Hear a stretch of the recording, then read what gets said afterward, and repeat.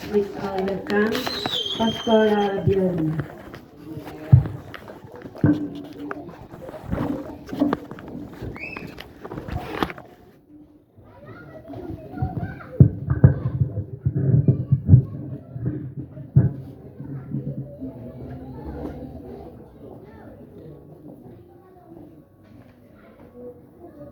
Naimbag na bigat ay amin, kakabsat,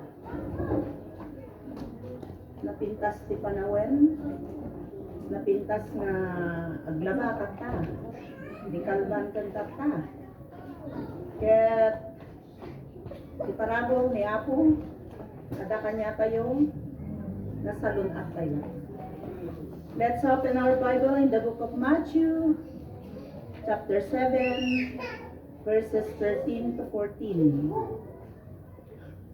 Verse 13, enter through the narrow gate, for wide is the gate, and broad is the road that leads to destruction, and many enter through it. 14, but small is the gate, and narrow the road that leads to life, and only a few find it. In Tagalog, pumasok kayo sa makipot na pintuan, sabi ng ating Panginoong Hesukristo, sapagkat maluwang ang pintuan at malapad ang daang papunta sa kapamakan, at ito ay ang dinadaraanan ng marami. Ngunit ang makipot na pintuan, ang daang papunta sa buhay, at kakaunti lamang ang nagdaraan doon. May isang illustration po tayo sa talinghaga ng ating Panginoon. May isang litrato ng isang binata na nakasakay sa kabayo. Habang iniisip kung alin ang pipiliin dito, may 200 na kanyang tinitignan kung saan siya dadaan. Ito ay si Robert Frost. Si Robert Frost ay meron siyang tula na pinamagatang The Road Not Taken. Sa tulang ito ay pinag-isipan din ni Frost kung alin sa 200 ang pipiliin niyang tatahakin. Sa 200 na ito ay pareho o mukhang parehas na maganda at magarang daraanan. Pero ang pinili niya ay ang daan na hindi madalas daanan ng mga tao. Let's pray. Panginoong Hesus, maraming salamat po o Diyos sa pagkakataon na ito. Amen. Na muli ay mapapakinggan namin ang iyong mga salita sa oras na ito.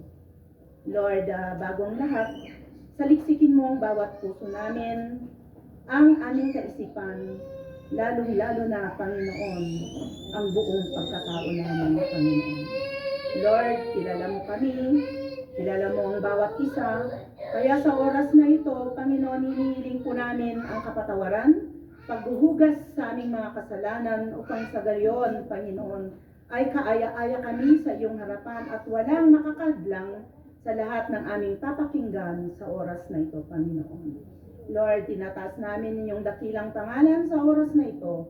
Pangunahan mo kami upang sa ganon ay walang makakahadlang, walang mangiistorbo po sa amin sa pagpapakinig namin, O God, sa iyong mga salita.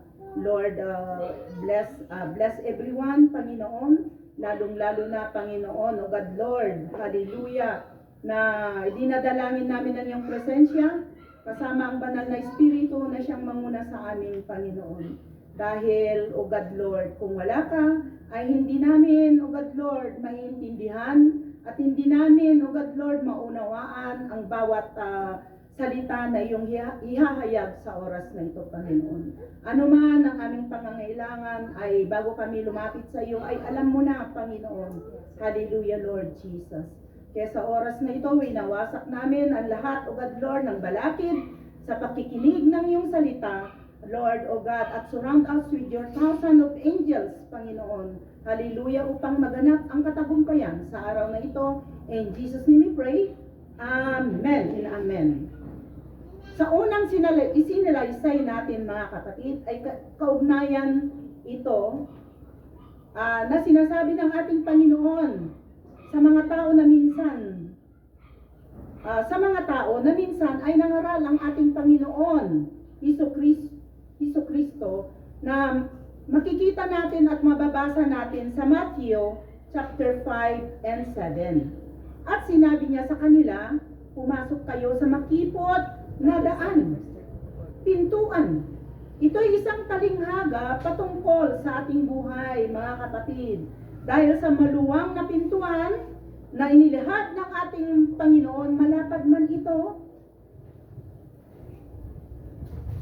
ay isang daan ng komportable na daan. Pero ito sa dulo nito ay kapahamakan. At marami ang pumapasok sa daan na ito, mga kapatid.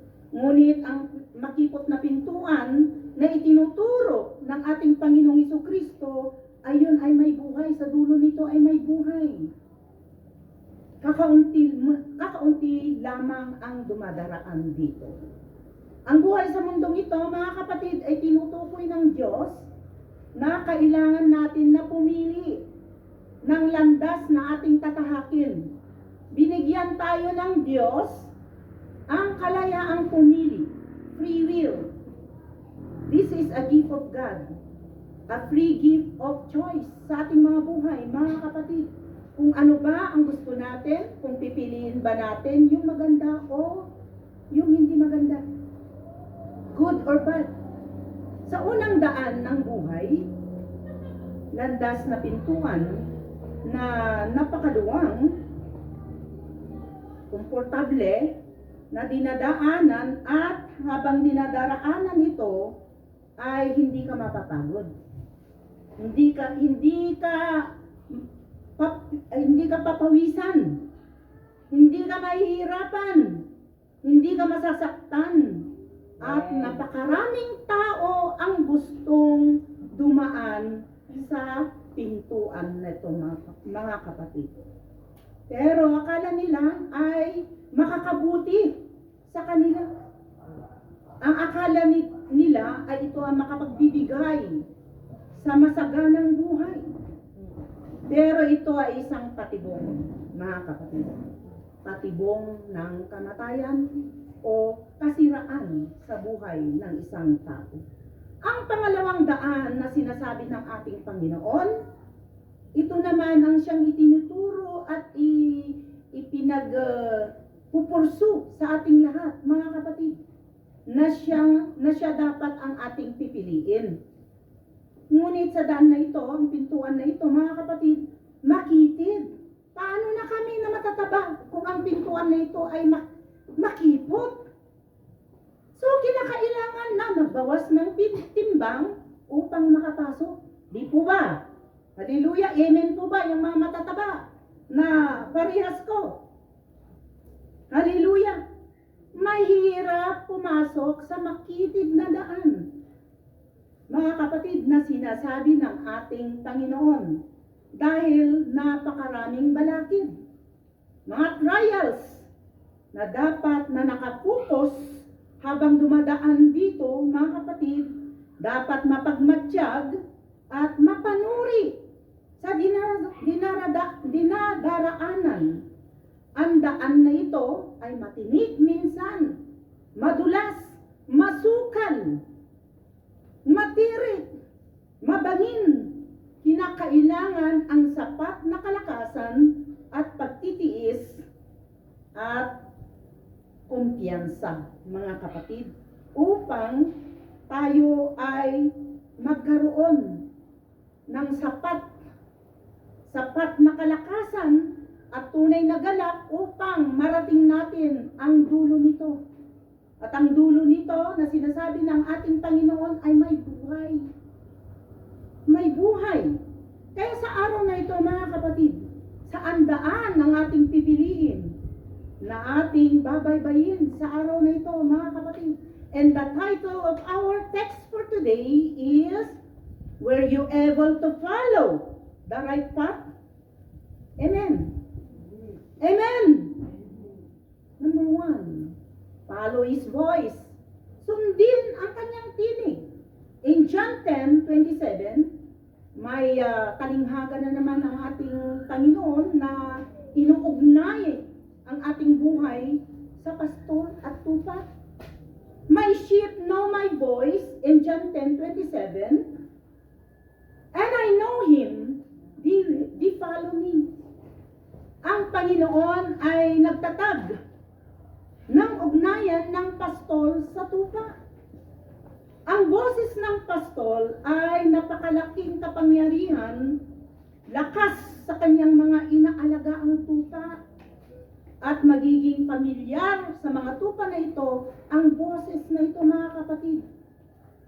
At ang tupang ito ay may kakayahan din na nauulingan ang tagapag-alaga sa kanila, ang pastol, ang tinig o boses ng tagapag-alaga. At napakahalaga yon, mga kapatid.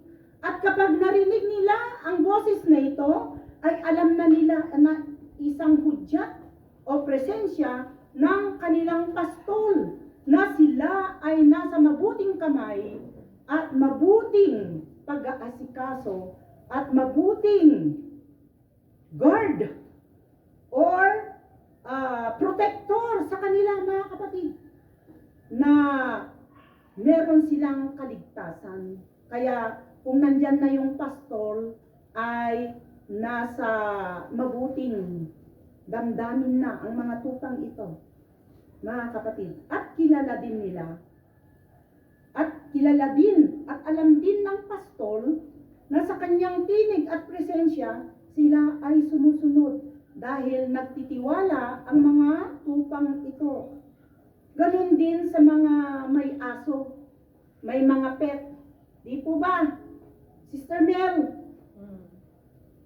Kapag narinig ng alaga mong aso, pagbukas mo pa lang ng pintuan, nandun na yung excitement ng alaga mo na sumasalubong sa iyo. Dahil kilala ka nila, yung boses pa lang, yung steps mo na lang, ay kilala ng mga asong ito o mga pets, yung lalong-lalo na yung amoy ng tagapag-alaga nila at ang boses. Ito ay the familiar voice sa pastol at saka sa tupa. John records Jesus saying that the sheep will hear your voice and follow him, and will know him. Alam din ng pastor kung sino ang hindi nakikinig at nagpapasaway. Letter B, the voice of this world. The voice of this world is confusing. Maingay, sinungaling, mapanlinlang, at ang layunin ng boses na ito ay para kunin ang damdamin ng mga nakikinig. Ngunit meron din mga nakikinig na kung ito ay mag-iignite sa kanila o nagtataboy. Don't you know that thousands of voices are speaking every day through internet, television, radios, and in person? Each voice is usually saying something or little different. They are trying to draw a person towards them or away.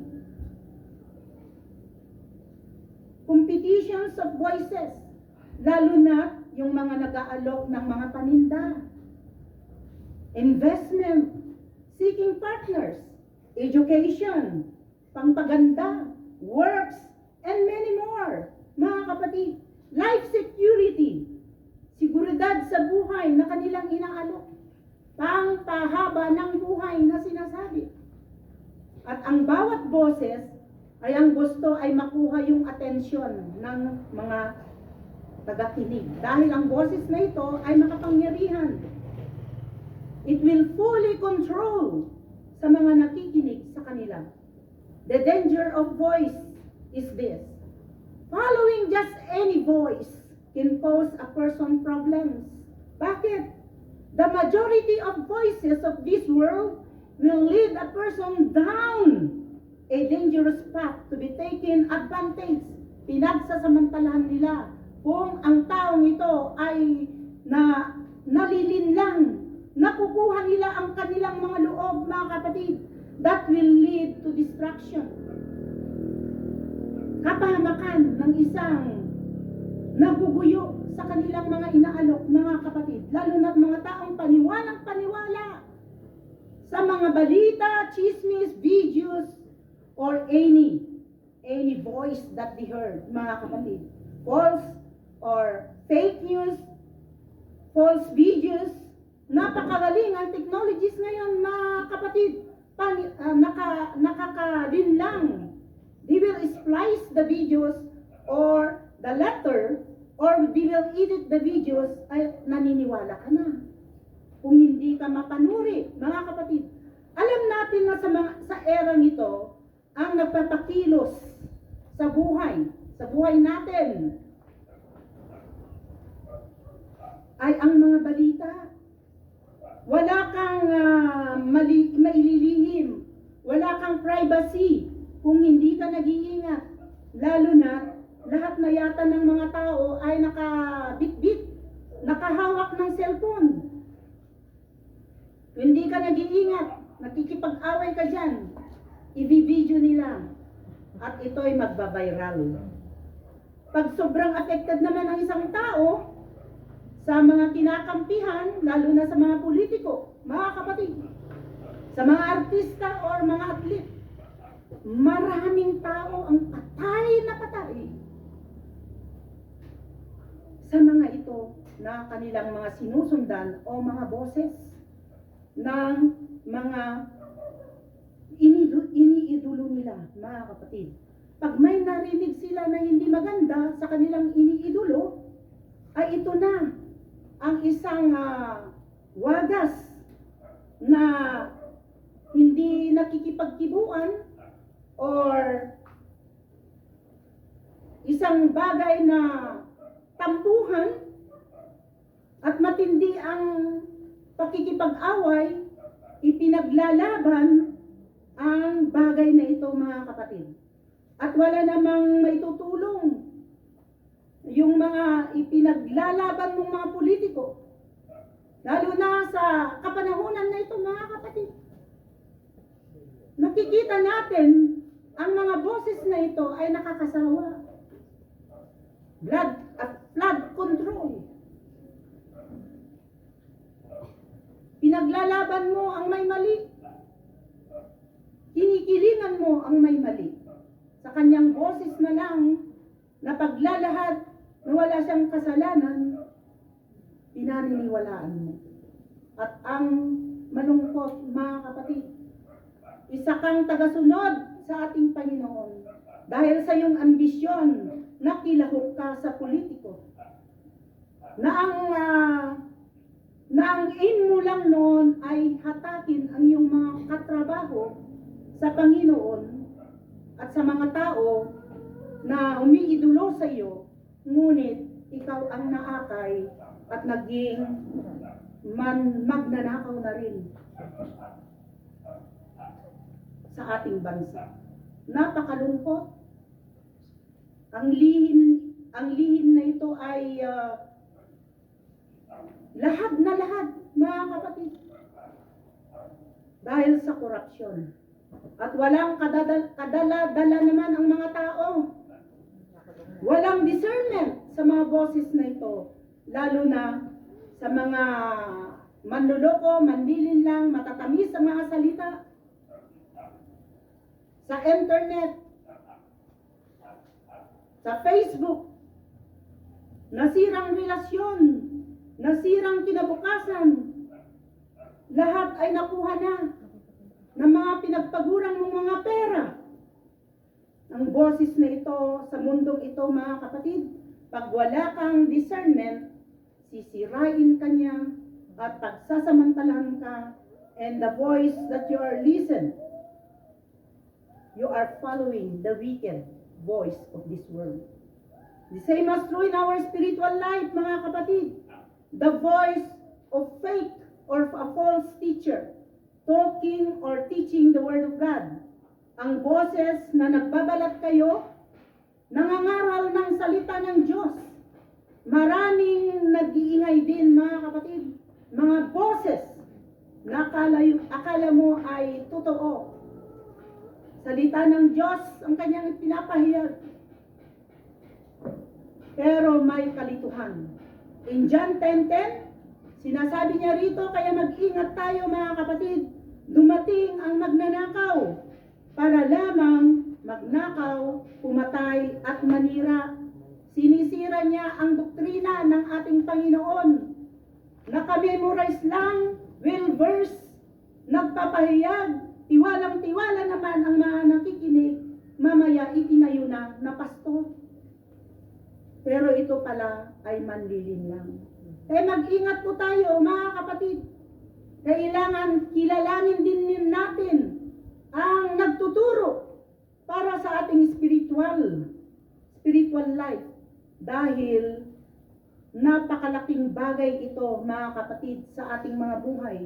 The Lord Jesus warned in Matthew 7:15, beware of false prophets who come to you and in sheep clothing, but inwardly are ravenous wolves, sabi niya. And 2 Peter 2, verse 1-3, but false prophet also arose among the people, just as there will be false teacher among you, who will secretly bring in destructive heresies and deny the Lord. We believers must have a spiritual discernment, yung napag-aralan natin kanina in 1 Corinthians, yung binasa ni Pastor Lady, false spiritual voice, that we will see from their fruits. Sa mga ngaral na ito, their action, their lifestyle, not just their words. Compare with the scripture, grounded ourselves as the accurate teaching of God's word, the true doctrine, using it as a standard to list every teaching. Number 3, examine their motive. Recognize that false teacher may be motivated by financial gain or to satisfy their own desire. Be vigilant with their voices, mga kapatid. Stay alert to deceptive spirit and doctrines that leads people away from the truth, from the Word of God. But the voice of God, mga kapatid, in John 10:10b, naparito ako upang ang mga tupa ay magkaroon ng buhay na masagana at lubos. Dumating ang nagsasalita, ang nag-iisang boses sa mundong ito, subalit ang nakakalungkot, mga kapatid, hindi nila pinansin o pinakinggan ang boses na ito, mga kapatid. Itinakwil nila ang logos, ang remang ito, mga kapatid. Ang boses na pumunta dito ay hindi nananakot, hindi sumisigaw, hindi nagagalit upang siya ay pakikinggan. Our Lord Jesus is our good shepherd. He came in this earth to care for His sheep. He knows those persons who are willing to listen to Him, to obey and follow Him. Di po ba, mga kapatid? Amen. Are you listening? Amen. Amen. Today, for those who are willing to His sheep, will learn to hear. He still had His quiet voice and follow only His voice. Jesus will know each one individually and provides for that one's need in the best way. He will give that believer abundant life in this life and eternal life to come. Hallelujah. Amen. All around you are thousand voices trying to draw your attention and focus. Most of those voices will lead you down and stumble to the wrong path and only bring about death in the end. But being willing to listen for the voice of God in His Word and in your spirit, Jesus is ready to speak to you if you will listen today. Shut up the voice of this world. Wag na natin pakinggan, wag nating pakialaman ang boses ng mundong ito, but focus to the voice of God alone. Unlike the world bringing you death, but Jesus will lead you to eternal life. Walang kabuluhan ang mga boses na ating naririnig, ang mga chismis, mga balita, mga kapatid, hindi makapagbibigay buhay sa atin. So, people of this world, let Jesus enter into your heart. And Revelation 3:20, tignan mo, sa araw din na ito, mga kapatid, kayo na nakikinig, nakatayo ako at kumakatok sa pintuan ninyo. Kung diringgin nino man ang aking tinig at bubuksan ng pinto, papasok ako at kakain akong kasalo niyo. Hallelujah! Palakpakan natin ang ating Panginoon. That is the voice. Ang makapangyarihang boses, the powerful voice of the Lord that gives life. Were you able to follow the right path? Kanina, follow His voice. Number 2, so as not to get lost, sabi niya, para huwag maligaw. Psalms 23, verse 1 to 4, sinasabi niya rito, mga kapatid, the Lord is my shepherd, I shall not want.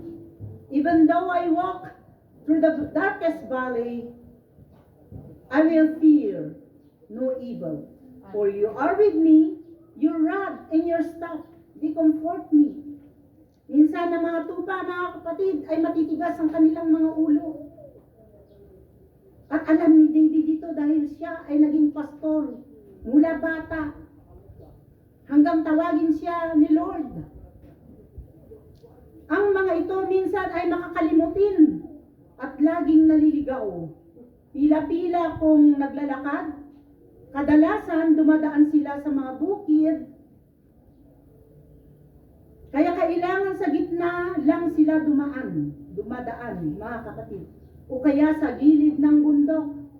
Kaya isa lang dapat ang linya para hindi sila mahulog, pero meron silang leader na kanilang sinusundan, mga kapatid. Kapag ang leader na tupang ito ay paliko-liko at hindi nakikinig sa udyat ng pastol, sila ay maliligaw, mga kapatid. Kaya dapat ay nakapokus din ang pastol, nakapokus din ang tupa sa kanyang sinusundan para hindi maligaw. Dahil, mga kapatid, makikita natin ang buhay ng tupa at ang pastol. Gayon din sa ating buhay, mga kapatid. Sino-sino ba ang ating sinusundan sa ating mga buhay? Ang gusto ba ng laman natin? Ang mundong ito ba?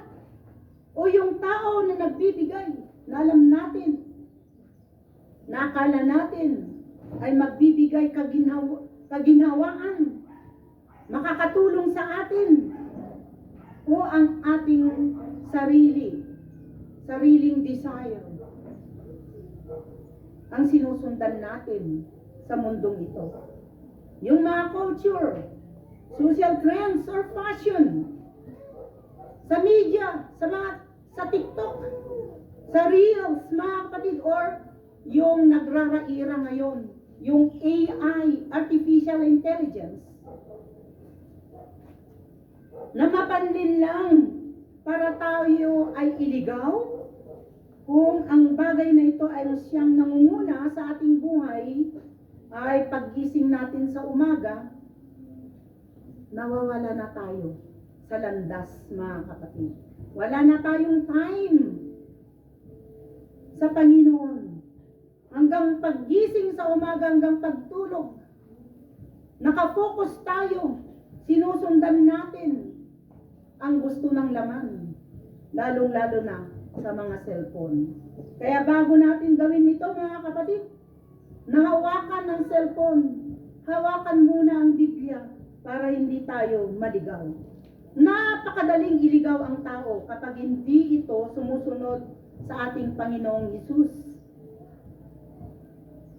Yung mga gusto natin at sadyang nakakalimutin tayo minsan, mga kapatid. Tayo, mga mananampalataya, ay leader na sa mga taong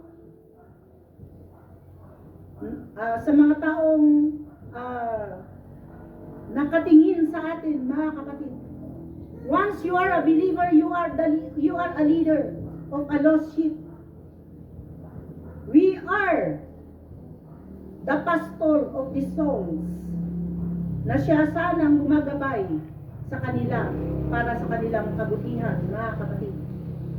Sa mga tupa na naliligaw o lumilihis sa pila, makikita natin ang tungkod ng pastor na may kawit sa duluhan nito, mga kapatid, at merong gamit nito. Kapag ito ay lumilihis na sa daan o nahuhulog sa bangin, ito ay panghila sa kanila. Ginakawit niya ang siyang nahuhulog o hindi lumilihis sa pila. Hinihila niya ang kanyang liig upang pabalik sa linya. At habang hinihila niya, ito ay nasasaktan. Ganon din sa atin, mga kapatid. As a follower of Christ, ang ating Panginoon, ang siyang Lord natin sa ating mga buhay, na kapag tayo ay naliligaw o lumilihis ng landas sa gagastuhan ng ating Panginoon, tayo ay hinihilan niya. Winawarningan niya tayo, mga kapatid. Minsan hindi natin namamalayan. Meron siyang hudyat sa atin. Signs na sana magkaroon tayo ng spiritual awareness. Hinapabayaan ni Lord ang mga problema sa ating mga buhay. Ayun pala ay isang hudyat para bumalik sa ating Panginoon. Kung ayaw nating masaktan, kailangan na sumunod sa kagustuhan ng ating Panginoon. Huwag lumiko sa kanan o kaliwa. Dapat diretso or focus lang ang paglakad. At kapag tayo'y nagkamali ng desisyon o naligaw sa pagsunod at nararamdaman natin ang kamay ng Diyos na tayo ay hinihila, kinakawit niya o dinidisiplina, kailangan na tayo ay humingi ng kapatawaran. Bumalik tayo sa ating Panginoon. Inayaan ng Diyos ang mga pangyayaring ito upang mangyari ang kalooban niya, mga kapatid. Ang tungkod ng pastol ay hindi lang panghila ito, mga kapatid. Ito ay panlaban sa mababangis na hayop para protektahan, ikanlong ang mga tupa. Ang pastol ay ang Panginoong Jesucristo. Ibinigay niya ang buhay niya para sa atin upang tayo'y tubusin sa ating pagkaligaw, sa ating kasalanan. Ang dugo na siyang umagos sa krus ay siyang tanda ng dakilang pag-ibig ng ating Diyos na kumikilala sa ating Panginoong Jesucristo na tagapagligtas sa atin sa kamay ni Satanas. Mga kapatid, para hindi tayo maligaw sa tamang daan, na dapat ay magtiwala tayo at hindi magtitiwala kung sino-sino at sa mga bagay-bagay na nakapagliligaw sa atin, mga kapatid. Alalahanin natin na yung mga hindi pa nakakakilala sa ating Panginoon sa araw na ito. Ang tunay na daan patungo sa buhay na walang hanggan. John 14:6, sinasabi niya, I am the way, the truth, and the life. No one comes to the Father except through me. It signifies faith in our Lord Jesus as the Son of God. He is the way to eternal life and a relationship with God at wala nang iba, mga kapatid. Siya lang ang daan, ang tunay na daan sa ating kaligtasan. Wala nang iba, wala nang ibang bagay o mga tao na siyang pinaniniwalaan natin kundi ang Panginoong Hesukristo para hindi tayo maligaw. Listen to His voice so that we will not be get lost. Even it is hard to follow, kailangan na select the right path para hindi tayo maligaw, mga kapatid. Amen. Letter C, even it is hard to follow, in Matthew 26:39, Jesus walked in a little way, then he knelt down with his face to the ground and prayed, "My Father, if it is possible, don't make me suffer by having me drink from this cup, but do what you want and not what I want." Kahit mahirap, mga kapatid, ang sumunod sa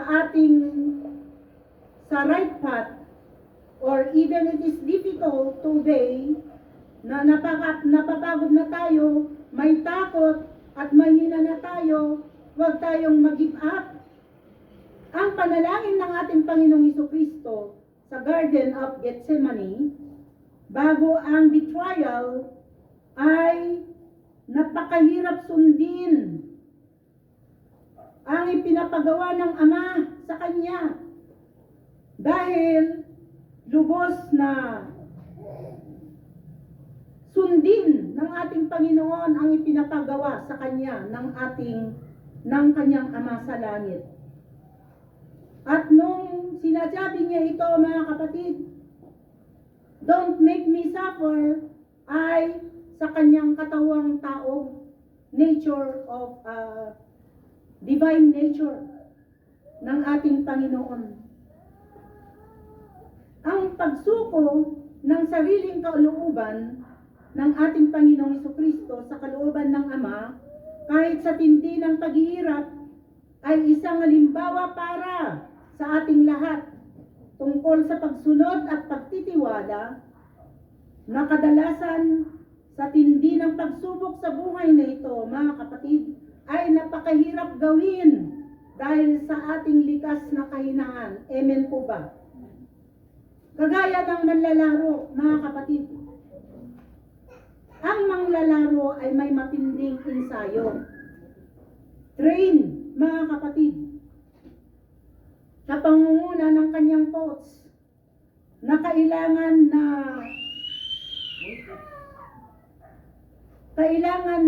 siya ay sumunod sa lahat ng training na ipapagawa ng coach. At kung hindi siya nag-iingat, mga kapatid, siya ay masasaktan at mababalian. Ganon din sa atin, mga kapatid, sa ating pagsarili.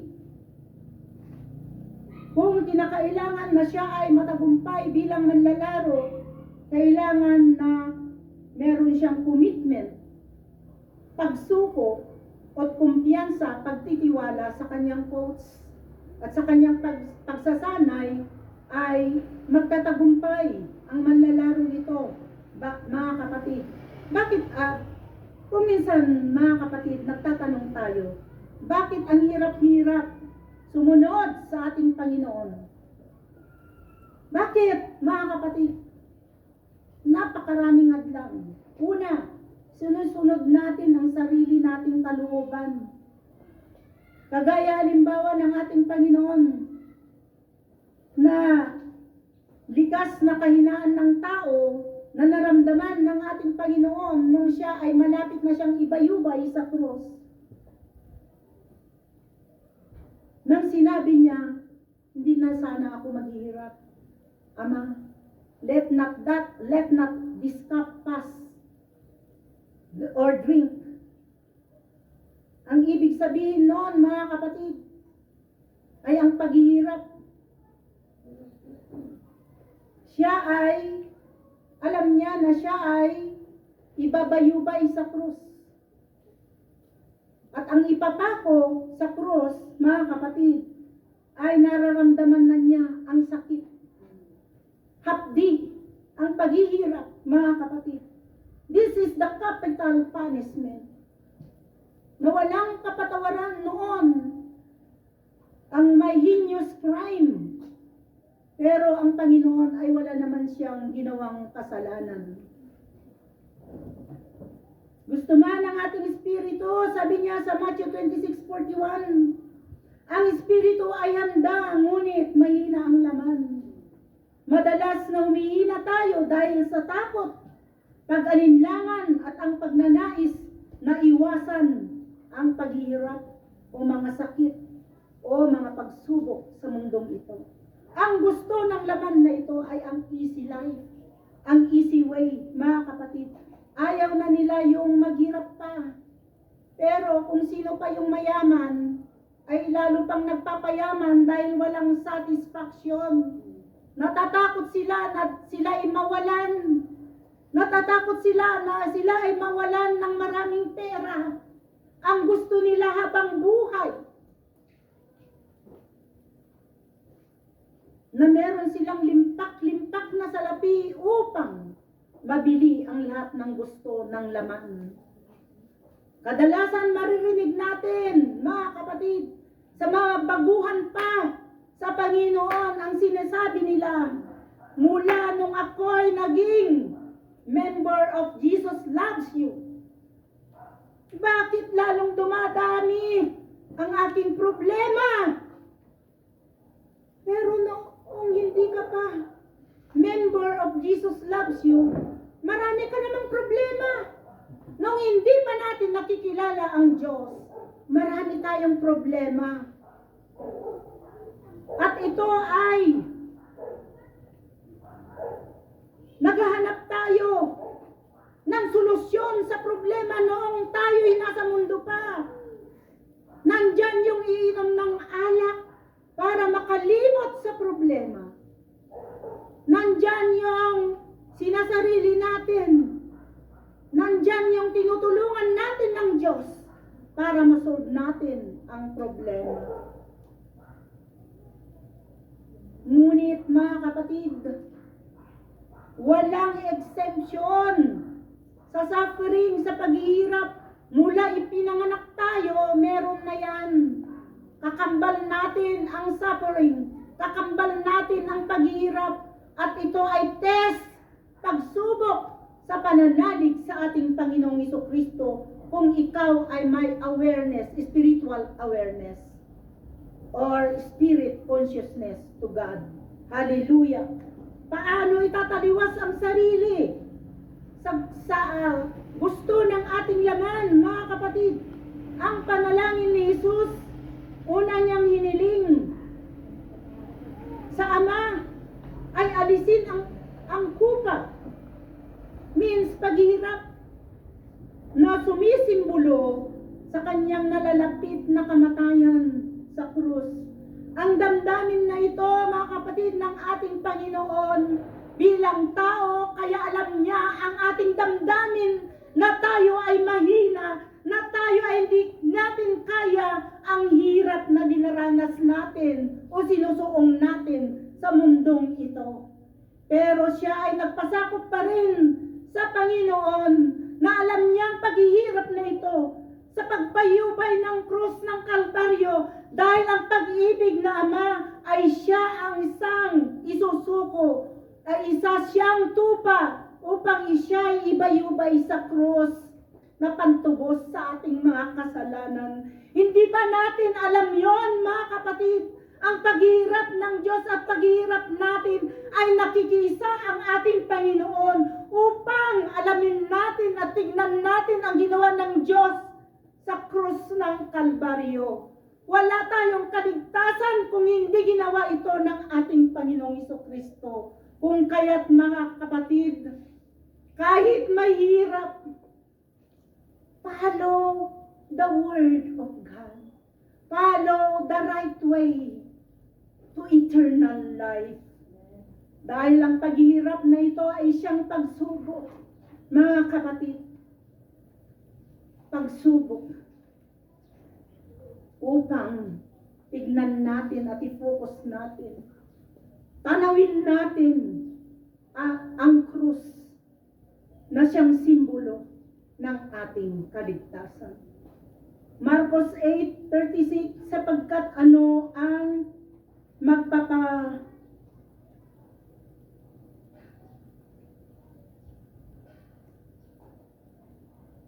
ng tao na makanta ng buong sanlibutan. Sapagkat ano ang mapapakinabang ng tao na makanta ng buong sanlibutan at magpapahamak ng kanyang buhay. Kapamakan, problema lang ang idudulot ng ang kanyang atensyon ay ang kayamanan ng mundong ito upang hindi siya maghirap. Makamkam mo man o masamsam mo man, ang kayamanan na iyong minimiti sa mundong ito ay walang assurance. Lahat ng ito ay mawawala. Kahit limpak-limpak na salapi ang iyong isisilid sa iyong kwarto o sa iyong kaban, ito ay mabubulok. Ito ay mawawala. It will not stand forever, but the Word of God will stand forevermore.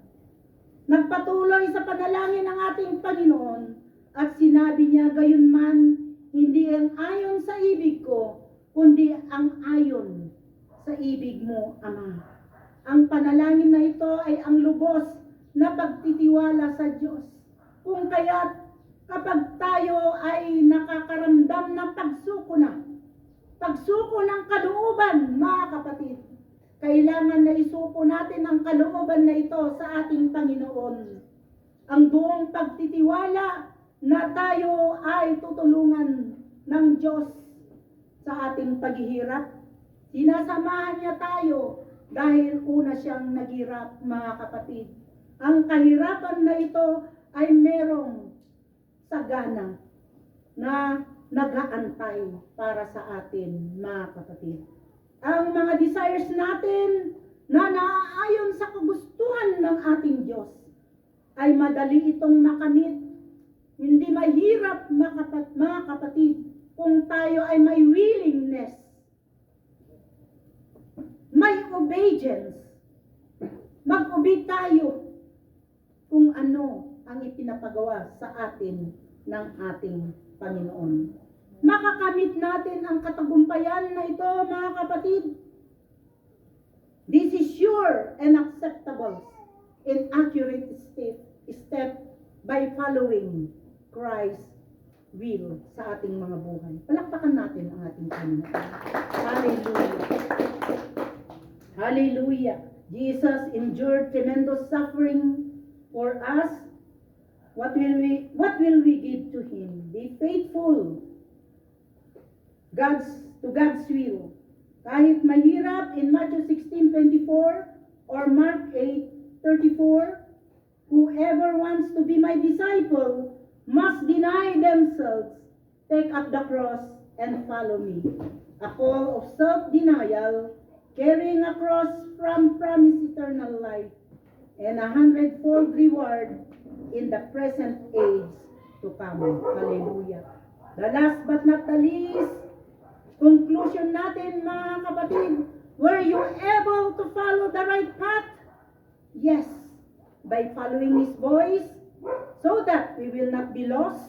Even it is hard to follow, He is still the one to follow. Amen. Philippians 2:8, be humble for yourself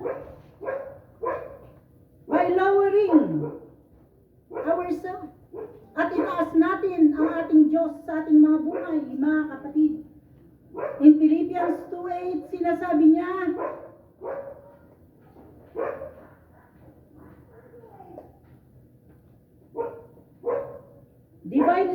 divine status of God to become a human, in ultimate followed God and obeyed God to the point of death on the cross. highly exalted by the Father as a result, fulfillment of Scripture. Christ's sacrifice was a redemptive act for you and me for our salvation. He finished following the path of human salvation. John 19:30, sinasabi niya, Jesus uttered this praise on the cross, a completion of a task or a mission. A debt paid in full. Mga utang, binayaran na niya in full. Hindi installment, mga kapatid. Binayaran niya minsan lang. Minsanan lang, mga kapatid. A battle of a race and won. When he had received the drink, Jesus said, "It is finished." With that, he bowed his head and gave up his spirit. A completion mission of God's plan for our salvation. Siya ay hindi nagkasala. Naging makasalanan siya upang tuparin o sundin ang plano ng Diyos para sa atin dahil sa kanyang dakilang pag-ibig para sa ating kaligtasan, mga kapatid, na ang akala ng kaaway na ito na si Satanas sa kanyang pagkamatay ay end of our life na. Lahat tayo ay mapapasa sa kamay ng dyablo. Lahat tayo ay mapupunta sa korno ng impyerno. Pero siya ay hindi nagwagi. Sa Panginoon, He is victorious. It is finished, sabi niya. Tinapos ko na. Nagtagumpay ang kaligtasan ng tao dahil sa isang tupa na naibayubay sa cross ng Kalbaryo. And this is the example of self-denial and service provides a pattern for all the followers of Christ. Hallelujah! An ultimate glorification, we must continue to follow Him even in death. Mga kapatid, attitude of obedience and humility till the end of time, till we reach the right path to victory, mga kapatid. Tinapos ng ating Panginoon sa paglakad niya dito sa lupa. Nakaramdam siya ng paghihirap, pero hindi siya nag-give up, hindi siya nagreklamo, sinunod niya. Nag-humble siya, mga kapatid, ang kalooban ng Ama para sa ating kaligtasan. So, mga kapatid, we must follow the right path, going to the eternal life. Jesus is the way, the truth, and the life. No one's come to the Father except through Him. Let's all stand up and pray. Panginoon, maraming salamat po, Diyos, sa katagumpayan ng pakikinig namin ng iyong salita. Hallelujah. Tunay nga, Panginoon, nang kung hindi kami sumusunod at nakikinig sa iyong mga salita, Panginoon, kami ay maliligaw. Ngunit salamat, Ama, dahil nandyan ka. Ikaw ang tunay na daan, Panginoon. Ikaw ang katotohanan. Ikaw ang may mahawak ng buhay. At hindi na kami maliligaw, Panginoon, sa pangalan. Sa pangalan ng aming Panginoong Jesucristo. Your name is above all names. Every knee shall bow. Every tongue confess that Jesus is the Son of God. You are our Savior. You are our eternal Father. Hallelujah, Panginoon. Kaya maraming salamat po, Panginoon, sa aming naringgan upang kami ay magpatuloy hanggang kunin mo ang aming mga buhay, Panginoon, o sa iyong pagbabalik. Thank you for this inspirational word, Panginoon, na siyang nabibigay buhay upang sa aming paglakad sa araw-araw, kung kami ay matitisod at nahihirapan, titingin lang kami, Panginoon, sa iyong ginawa sa krus. At ito ay hindi namin iwawalay sa aming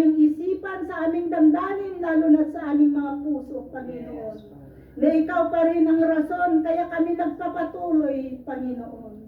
Mula pa sa aming pagkabata, Panginoon, mula pa sa sinapupunan ng aming ina, kilala mo na kami, kilala mo ang aming mga pangalan, Panginoon. Kilala mo kung sino ang sumusunod at nakikinig sa iyo, Panginoon. At kilala mo kung sino ang maisisulat sa libro ng kaligtasan, Panginoon. Kaya kami nagpapasalamat, Panginoon, dahil kami ay pinili mo. Kami na naririto, Panginoon, ay pinili mo. Hallelujah, Lord. Kaya inihiling namin, Panginoon, nang yung daan na ito ay hindi na kami sana maligaw, Panginoon. Hallelujah. Yung tungkod mo, Panginoon, nagpapaalala. Oh, hallelujah, ng disiplina. Kaya kung kaya't, Panginoon, malaya kami, o God, na i-accept kung anuman disiplina, pagpapaalala upang kami ay hindi makakalimot sa daan patungo sa buhay na walang hanggan, Panginoon. Hallelujah, salamat, salamat, Ama. Hallelujah, sa araw na ito, paalala mo that life is short, Panginoon. Yung 1,000 years, Panginoon, sa iyo ay isang araw lang dito sa lupa, Panginoon. Kung kaya't, hallelujah, Lord, kailangan, O God, na mapanuri kami, unawain ang nakapalibot sa amin, Panginoon, na dapat sa iyo lamang kami nakafocus. Kahit, O God, Lord, ang bumabalot at ang umiikot sa buhay ng mundong ito ay technologies, Panginoon. Pero ikaw pa rin ang tunay na technology. Ikaw pa rin ang tunay na Facebook. Ikaw pa rin ang tunay, Panginoon, sa aming mga buhay. Wala nang iba. Hallelujah, Lord. Dahil ikaw ang may hawak sa amin, Panginoon. Hallelujah. Kung kaya't, Panginoon, hallelujah, hawakan mo kaming mabuti dahil kung kami ang hahawak, Lord, mabibitawan namin ang iyong mga kamay, Panginoon. Kaya salamat, salamat sa pagkalinga mo, Panginoon. Ikaw ang aming dakilang pastol. Hallelujah. At kami ang iyong mga tupa. Kilala mo kami, Panginoon, kung kaya't kami ay sumusunod sa iyo. In Jesus' name we pray. Amen and amen.